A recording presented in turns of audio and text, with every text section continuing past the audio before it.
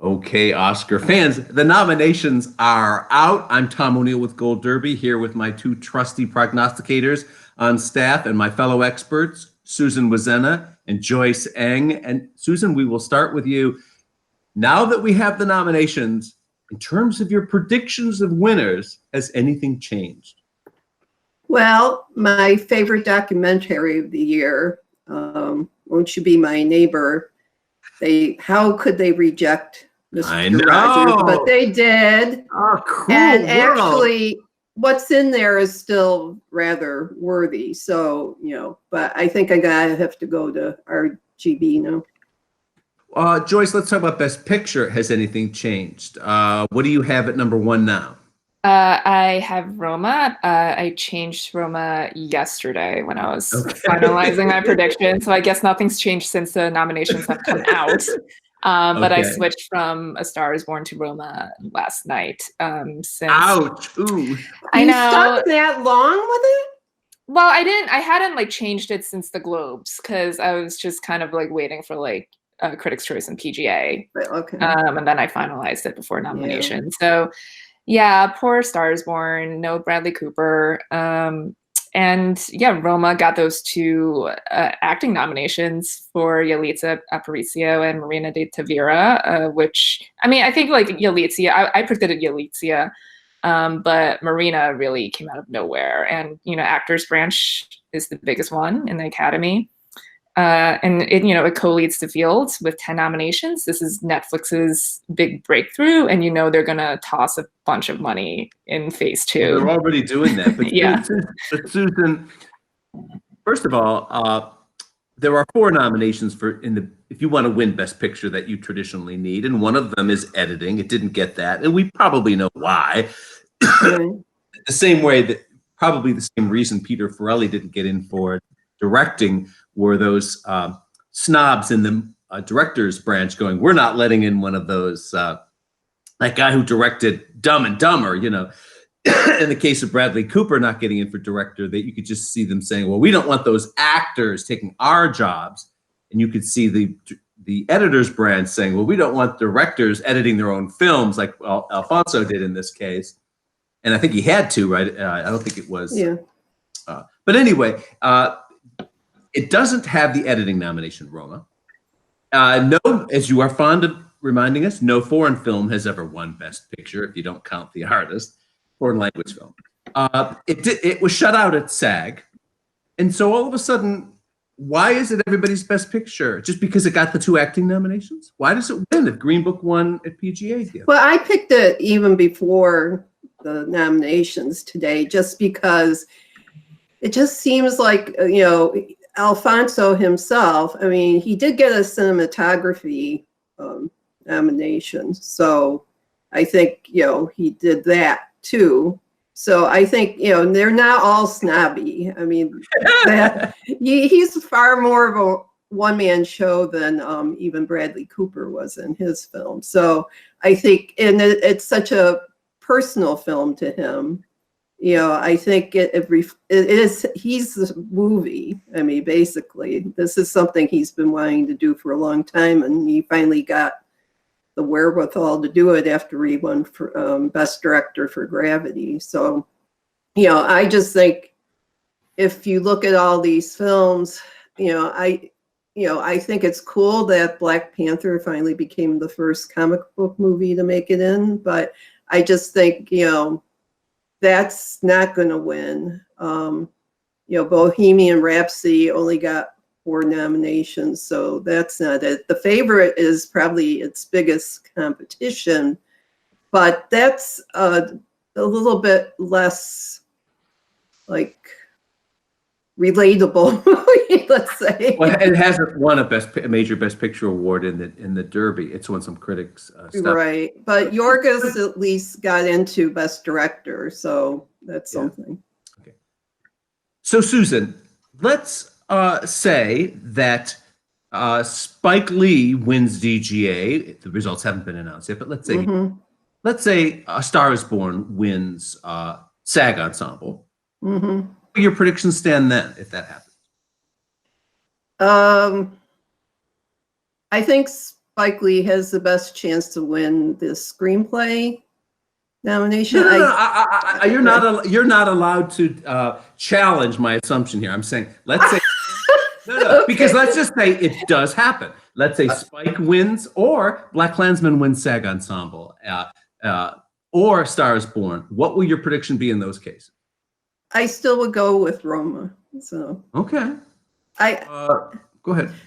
I just feel like, you know, now that there's more films competing for Best Picture,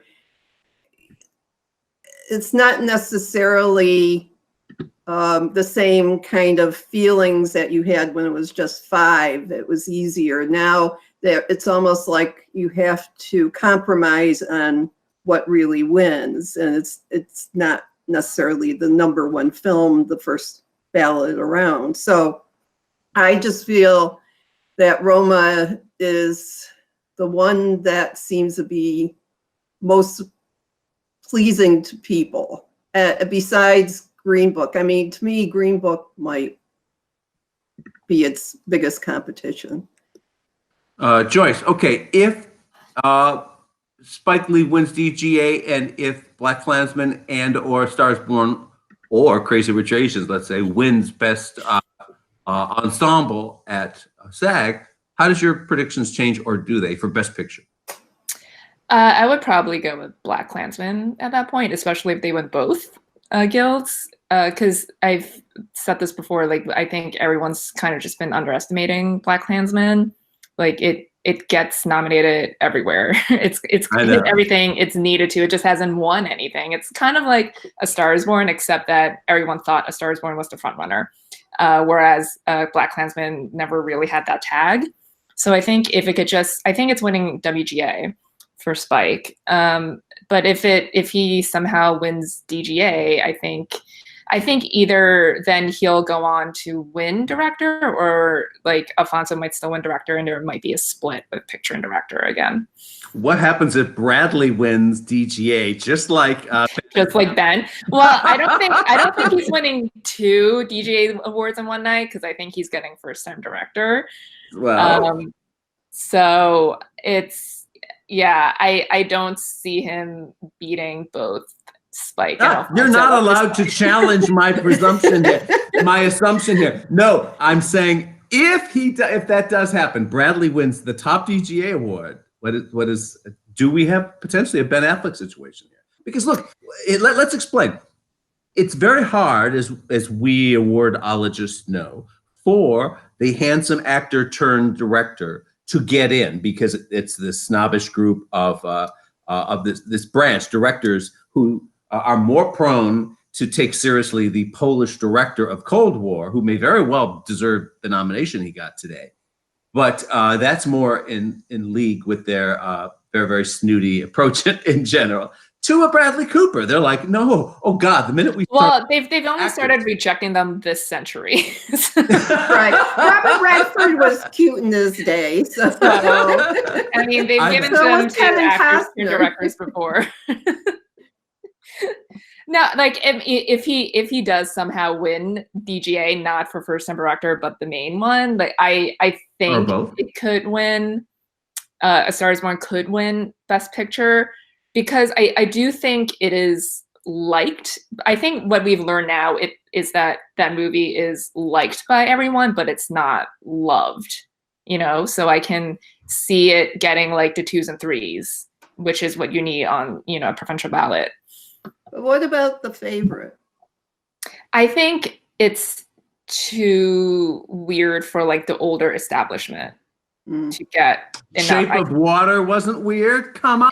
No, but like the Favorite, like the language, some people might be turned off by that. I think there's more like Shape of Water. It's like, yeah, it's she's having sex with a fish, but it's still it's still like a romantic fairy tale. Like it's like the core of the movie itself is very relatable. It's these like misfits, these outcasts who band together to take down evil Michael Shannon, and then they have a happy ending. Whereas I think a lot of people might go into The Favorite expecting just your average period drama, and it's not that at all. And I love The Favorite, and I would vote for it like in my top 3, but I can see, like the older white guys in the Academy not going for it.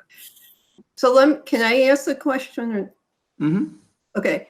So I can't see her name now. Yeah, Alicia. Yeah. Is she now Glenn Close's most feared rival? No, because Lady Gaga is going to win SAG. I think, like, for her, I think the nomination Why is are you like the laughing? reward. All No, right. I think she could totally win SAG, especially with AFTRA in there. Yeah. I have Glenn winning SAG, but I have Gaga in second. I think that Gaga and Rami win SAG, and there's all these assumptions we're making here in our little echo chamber blogosphere could be blown apart. We still have some very important tea leaves yet to be revealed. And while I agree with both of you that Roma is ahead based on the information we have now, and it is number one where I have it, and it's a splendid movie, of course. And what it does in its favor, if you're predicting it, is it does seem to follow this pattern of voters very recently going for the oddball, not necessarily oddball, but just untraditional, unlinear storytelling, indie, artsy, pretentious movie from Birdman to Shape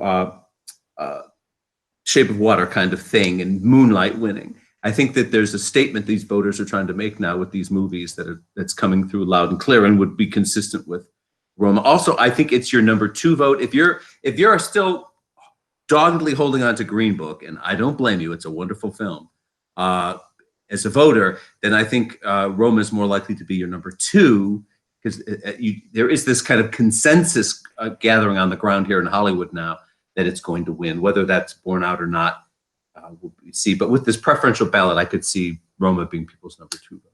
But you just have to be the least disliked to win. Exactly. Yes. Yeah. Like, so which one is the least disliked? Yes.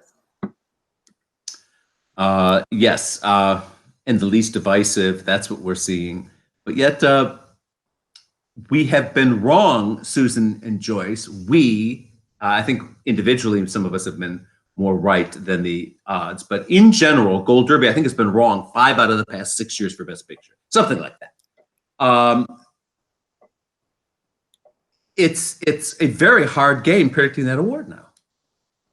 Yeah, well, they messed it up by... They don't even use this whole 10 categories. I'm like, what is wrong with them? Oh, they don't know all the 10 slots for Best. Yeah, they don't even use them. Right. Cheating, poor. What got snubbed? If Beale Street Could Talk, or Mary Poppins, or whatever else might have gotten to this. Yeah, and it just seems ridiculous that they allow that to happen. But I'm sorry if they have to watch 2 more movies in order to...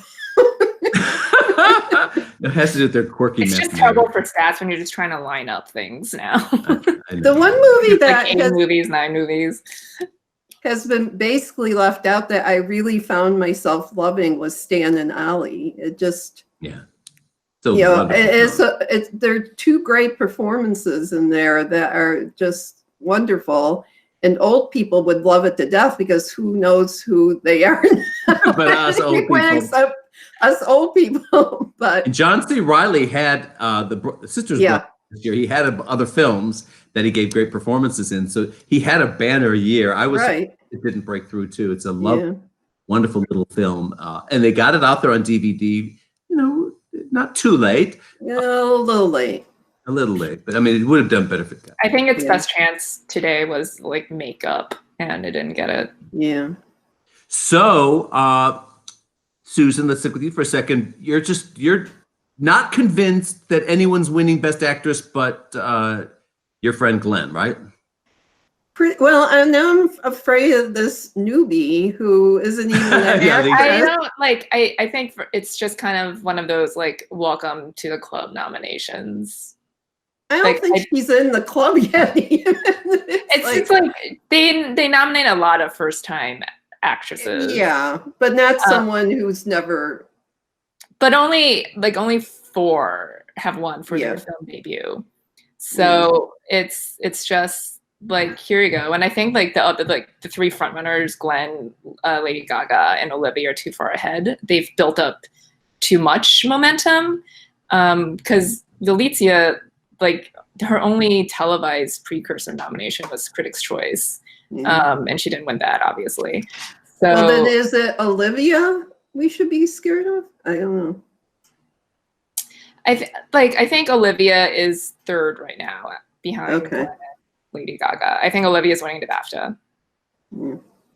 Don't you, if knowing what we know now, if this, Fox Searchlight had to do it all again, don't you think? I mean, Olivia would be a slam dunk to win in supporting if they had put her in supporting.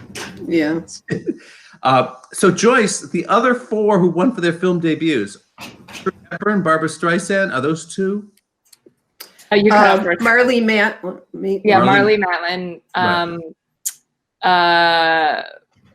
Shirley Booth, Julie Andrews, and who else was there? Who was knowing that song?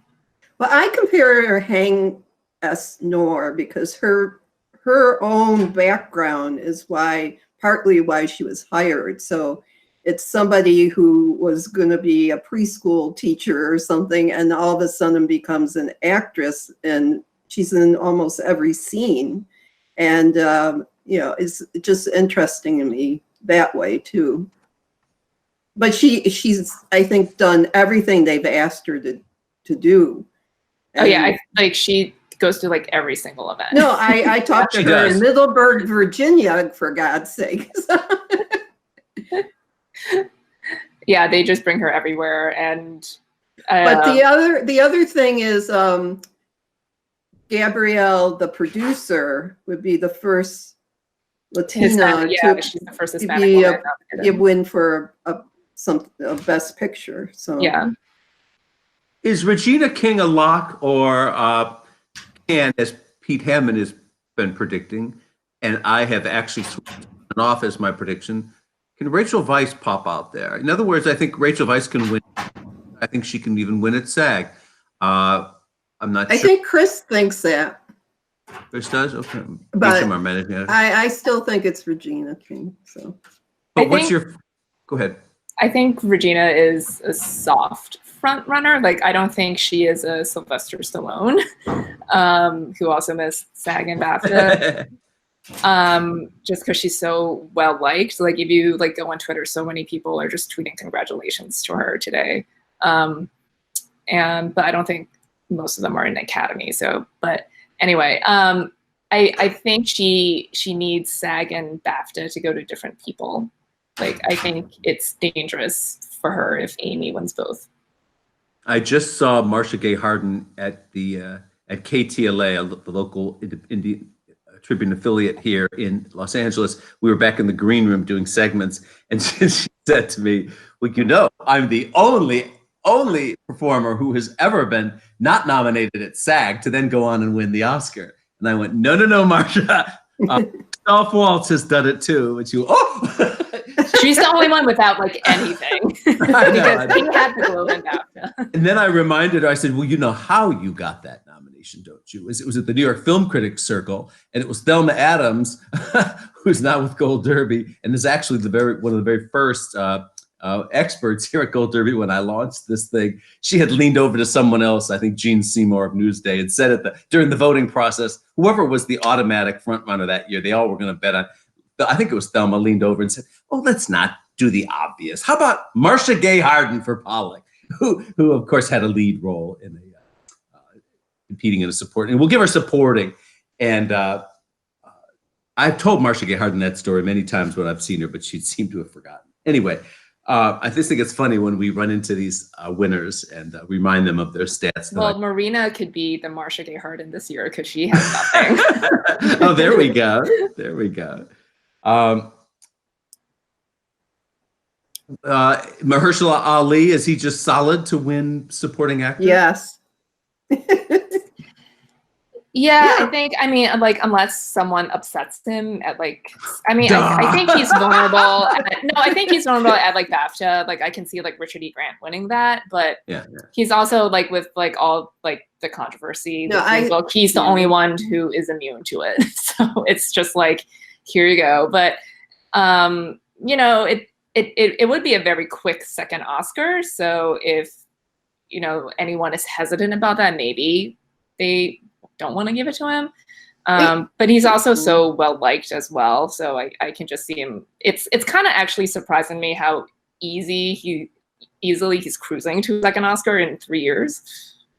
Especially given the fact that there's controversy about the film and specifically his role. But I love your theory, Joyce, that it somehow the actors seem to be bulletproof. They're not affected by the film's controversies in general. Yeah. Well, he also has the True Detective effect. Yes, bring that up. You just did an article on that. So yeah. it's a fascinating insight.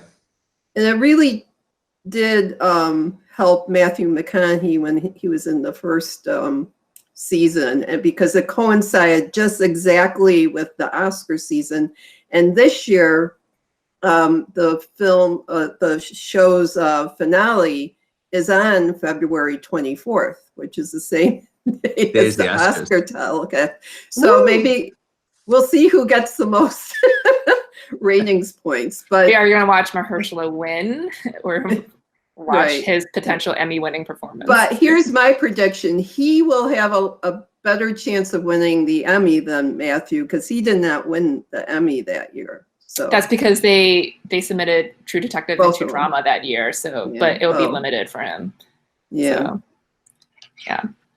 But no, I think it will help him, you know, give him a little boost there and a little last minute energy or whatever. Because they're sitting there with their ballot watching the show and they go, oh, I like this guy. It'll be interesting too, because he presented the Oscar to Allison Janney last year, and now she might present it back to him. Oh, cute. Oh, wow. You already have all your stories lined up for this. Okay, 2015, PGA went to The Big Short. DGA went to The Revenant. SAG Ensemble went to Spotlight.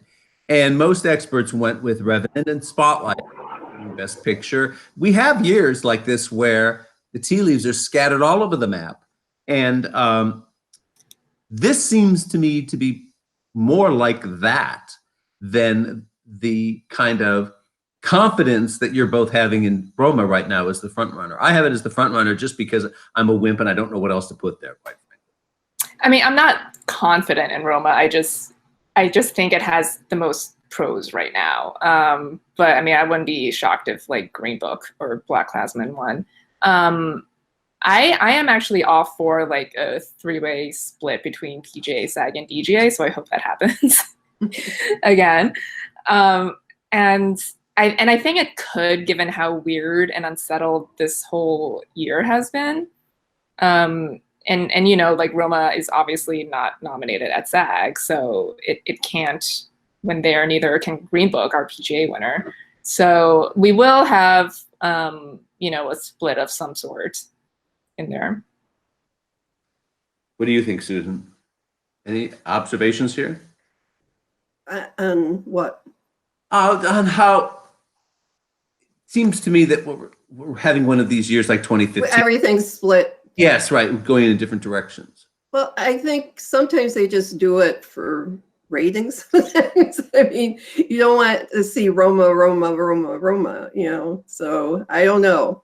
But actors are going to go with the most acting-esque thing. So Roma could be in danger because, you know, they don't have, I mean, they barely talk in the film for one thing, but they don't have, you know, big name stars in it. They do have Alfonso Cuarón, so, and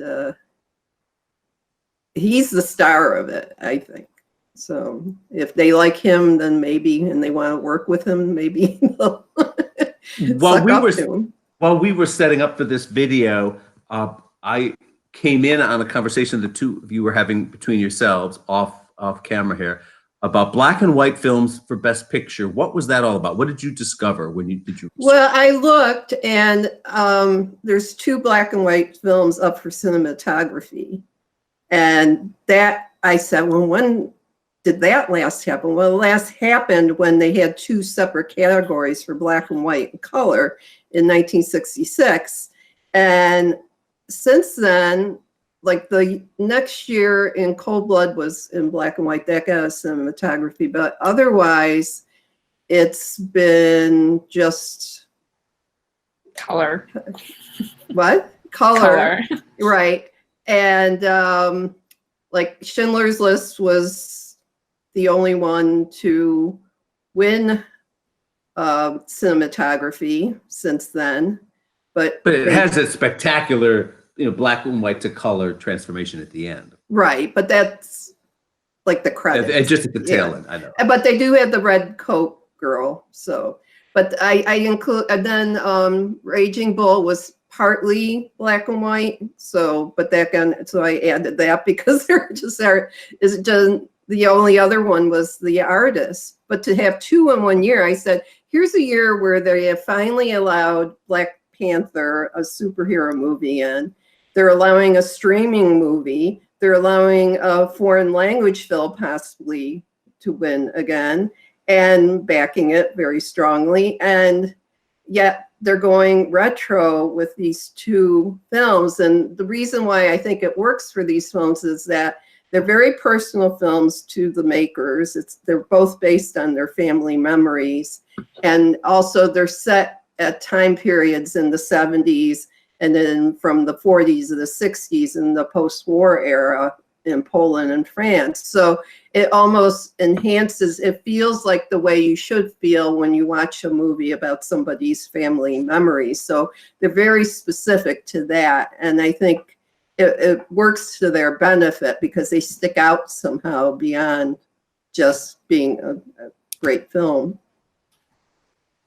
So I think that Roma benefits from a few other things too. I think it benefits from the fact that I think the Netflix thing is a strong plus because I think it feels special. It feels very, modern media. What is media today? We can't even define it because it changes and fractures by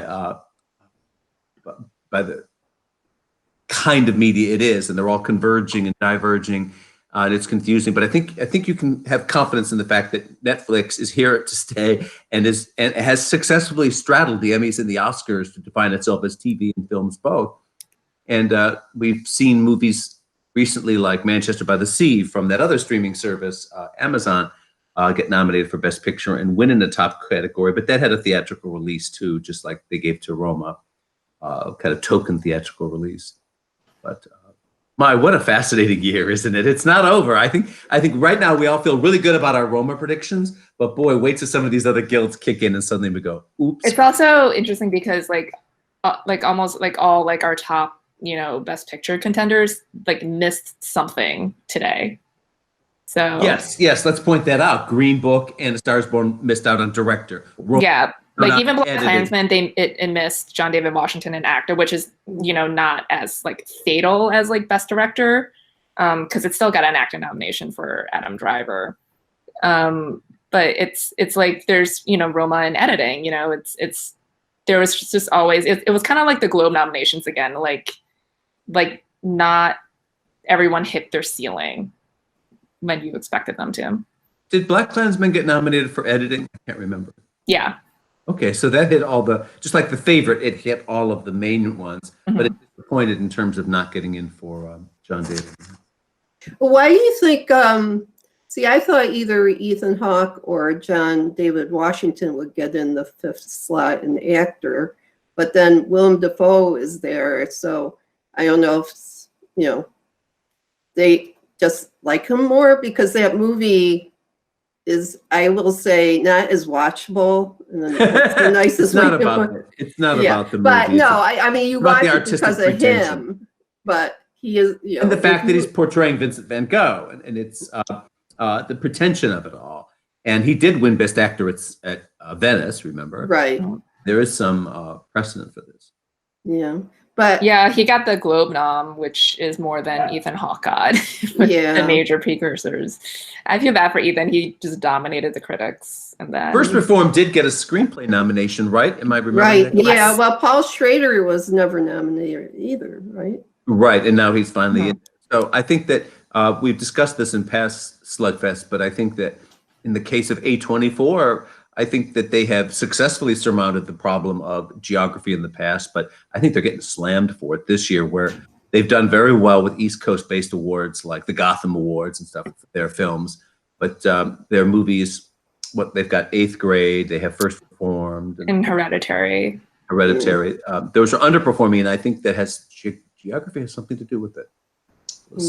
We'll see if that matters too in the case of BlacKkKlansman. Spike Lee's famously based in New York, of course, and they might do an outreach like they did to Marty Scorsese, that famous New Yorker, a few years ago with The Departed, but they might not. You just don't know. But I do think that A24 is. I was happy to see the First Reformed screenplay nomination because, boy, it really deserves it. But it would have been nice to see it pop elsewhere too. Any final thoughts from you two? Well, I've been saying this every time, but I still like the performances better than the movies this year. Like, oh wow, it's true. The reason why I like some of these films because of the people, what they do with the roles more than the entire project itself for some reason. Okay, Joyce, final thought. I am upset that First Man was snubbed in score Yes, because that score was amazing. And even though Justin Hurst already has 2 Oscars, he should have been in here. Well, I'm very pro Theremin, which is why I wrote that story, and did nothing to help their cause, apparently.